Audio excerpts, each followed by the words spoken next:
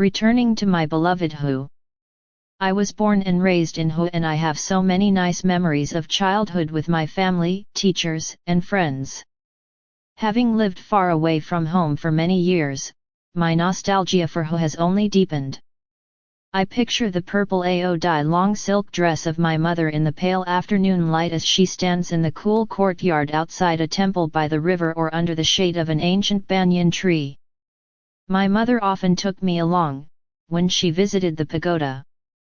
Compared to my two older brothers, perhaps I was quite calm. I would sit still with my hands clasped respectfully towards the Buddha as I waited for my mother to offer incense and worship. Following my mother to the pagoda on so many occasions, I also came to know quite a few prayers. I believe both of us have many fond memories of being at the pagoda together. At that time, I recall the ancient tree branches being as big as an adult's arms.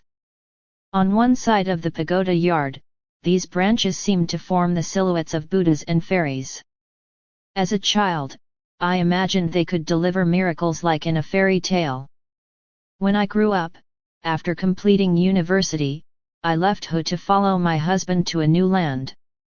A long time passed, my memories of lovely Hue were put to the side as I had such a busy life, taking care of my children's education and building my career. My trips to Hue are usually limited to visiting parents and having meals with relatives. I have quick meetings or a little coffee time with my old classmates. The wonderful purple color of the past seems to have faded a bit. One home sweet home. My oldest son, now 16 years old, has lived in a boarding school for 5 years, nearly 200 kilometers away from London. On the second day of the Lunar New Year this year, my husband and I had a few days off, so we decided to take our second daughter, who had just turned 13, to boarding school in Spain, while also taking the opportunity to visit our son in London. My husband is of Spanish origin but a British citizen and working for a British corporation with a representative office in Vietnam. His parents and his 2 younger brothers and their families are all still living in Spain. A year after we got married, we moved to England and gave birth to our 2 children there. We were in the UK for nearly 7 years when my husband was transferred to Vietnam to continue his career. After that, there were a series of moves to Thailand, Singapore, Malaysia, and now back to Vietnam. In order for our children's education to be stable, we chose to send them to boarding school quite early. Having just returned from Spain, my father called, "Your mother has not been feeling very well these days. She kept mentioning you, saying that she missed you. If possible, arrange your schedule so you can visit her immediately." So I immediately cancelled a few appointments with partners, then I rearranged my husband's networking program with new potential customers for the next month. I informed our housekeeper of my plans and then rushed to the airport. My husband looked at my somewhat serious expression and insisted on taking me back to Hue before returning to work. I had to reassure him I would be okay.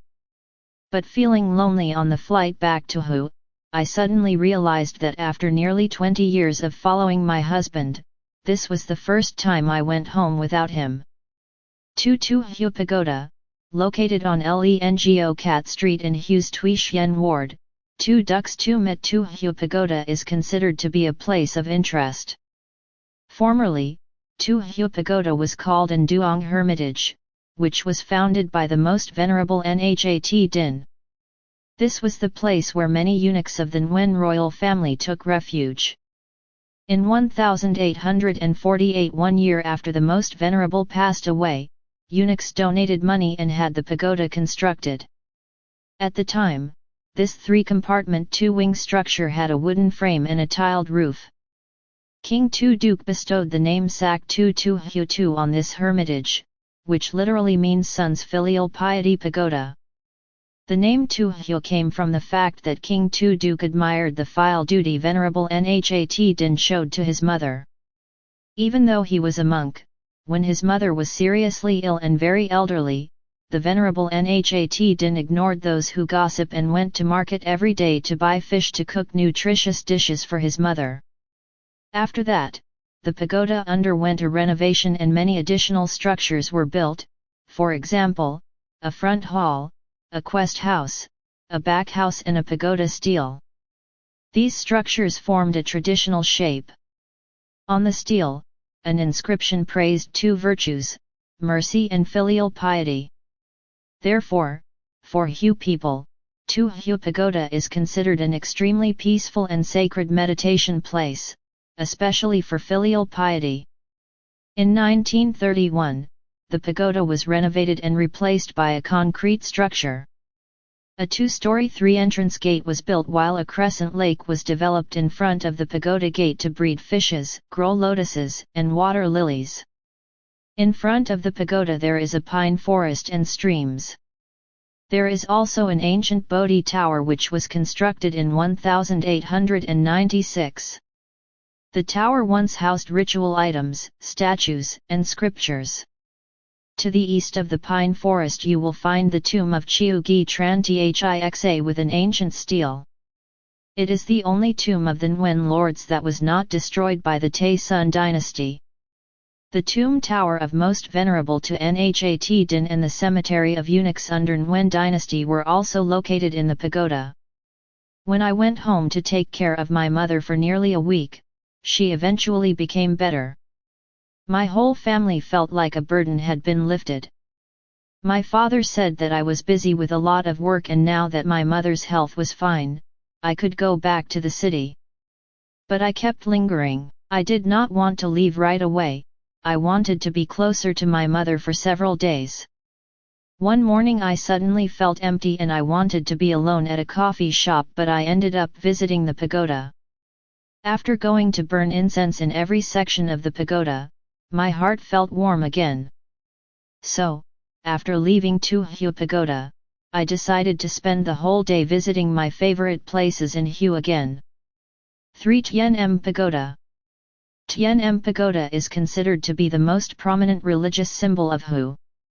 The pagoda, built in the 17th century, is easily recognizable with its 21 m high octagonal red brick PHC Duyen Tower. The tower is a must-see and a well-known check-in point for tourists visiting Tien Em Pagoda.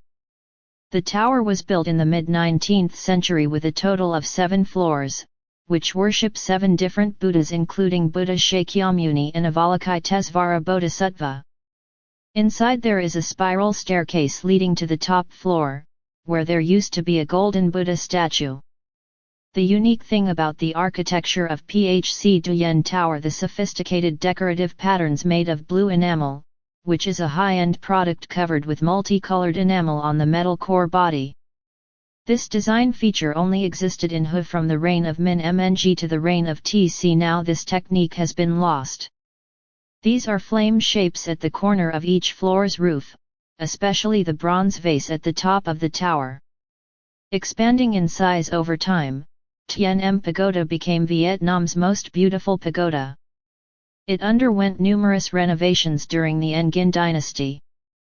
Through the ups and downs of history, the tower survived, but it was damaged by war and fires. Presently, besides the famous architectural structures such as PHC Duyen Tower, I Hung Palace, Atng Palace, Chuan Em Palace, Great Bell Ihng Chung the Marble Turtle, Tien Em Pagoda also features many other famous works such as the Guardian Deity statue, the Bodhisattva statue, the Laughing Buddha statue, and the Three Buddhas statue. For following a winding road that leads to the middle of a mountain, you will see Hung Kong Snthng Pagoda emerge in the middle of a vast pine forest. The space there is no quiet, with a magical landscape that is as beautiful as a watercolor painting. I still remember when I took my university entrance exam. My mother went to all the sacred pagodas in Hue to make offerings and prayers for me to pass the exam. Before I left my hometown to follow my husband, my mother also took me to Tien Mu Pagoda to pray for the protection of Guanyin. The first valuable gift I ever gave my mother was also a beautiful green jade necklace for her to wear every time she went to the pagoda. 4 Hun Kong Snthng Pagoda. Belonging to the Nam Tong sect Hinayana, Hun Kong Snthng Pagoda was built in 1989. It is just over 10 kilometers west of Hue City, and located in Ngchm Village, Huang Ho Ward, HNG Tra Town. After following a winding road that leads to the middle of a mountain, you will see Hun Kong Snthng Pagoda emerge in the middle of a vast pine forest. The space there is so quiet with a magical landscape that is as beautiful as a watercolor painting. The pagoda space includes a main hall with a rustic architectural style. The building is mainly composed of wooden materials and fish scale tiles, which embody the soul of Hue and the soul of Vietnam. Walking around the pagoda complex, you will see the stone grass garden which covers an area of about 500 square meters. You can also check in at the 5 lakes, Tuy Noyet Dam or Ham Noyet Tri, Sun On Lake, Vong Oa Dam, Ton Tam Veen. Each lake has a very poetic bridge across it. After a while of leisurely sightseeing, reselling the times when I used to go here with my mother, I slowly walked to Ngin Luang Pavilion, where there are always tables and chairs available for visitors to relax, enjoy tea and talk. The most prominent feature of Ngin Luang Pavilion is the open design space with 3 sides left blank. The raw materials to build this work are crocheted bricks and mixed wood that come from the forests. All around you will see pots of orchids and frangipani flowers that are hundreds of years old, making the space here even more poetic and tranquil. As the afternoon sunlight faded, I walked through the Zen forest, immersing myself in the space, listening to the sound of the wind rustling the leaves, the chirping of young birds in the bushes, and the murmuring stream water. I felt so relaxed and pleasant. 5 The time of Min Mng. When my sister-in-law called to ask if I was coming home, I was standing in front of IHNG Gate, the main entrance to Min Mng's tomb. I had been here so many times, but I had never once stepped through the red wooden door that is always closed. The entire gate cluster is built of bricks, has 3 paths and 24 thatched roofs with sophisticated architecture. According to historical records, Dai Hong Monday was only opened once to bring King Min Mang's coffin into the mausoleum. It has remained closed ever since. To enter and exit the mausoleum, visitors must go through 2 side gates, THNG Monday Gate on the left and HNG Monday Gate on the right. Min Mng's tomb consists of 40 constructions, including a shrine, towers, and more, all arranged along a 700 meters long symmetric axis THNO that runs from IHNG Gate to the wall behind the tomb. Min Mang's tomb looks like a person who is leaning his head on Mount Kim Phung and stretching his legs to the river. The 2 halves of Trung Min Lake look like his arms. Crossing 3 bridges on Trung Min Lake, visitors will reach Min Lao Pavilion. It served as a retreat for the king on full moon nights. The entire square-shaped building, with 2 floors and 8 roofs situated at the top of Tam Dai Mountain, is an embodiment of Eastern philosophy. It overlooks a garden in the shape of the letter Tho, which means longevity in Sino-Vietnamese. This structure is a must-see place for those who are interested in the history of Confucianism and Eastern philosophy. The unique thing about the architecture of Phuc Duyen Tower is the sophisticated decorative patterns made of blue enamel, which is a high-end product covered with multicolored enamel on the metal core body. This design feature only existed in Hue. I remember one time when my mother and I came here. I was busy chasing other kids around and playing on the bridge when I fell on the stone floor. I had a bruise on my forehead and both my knees were bleeding.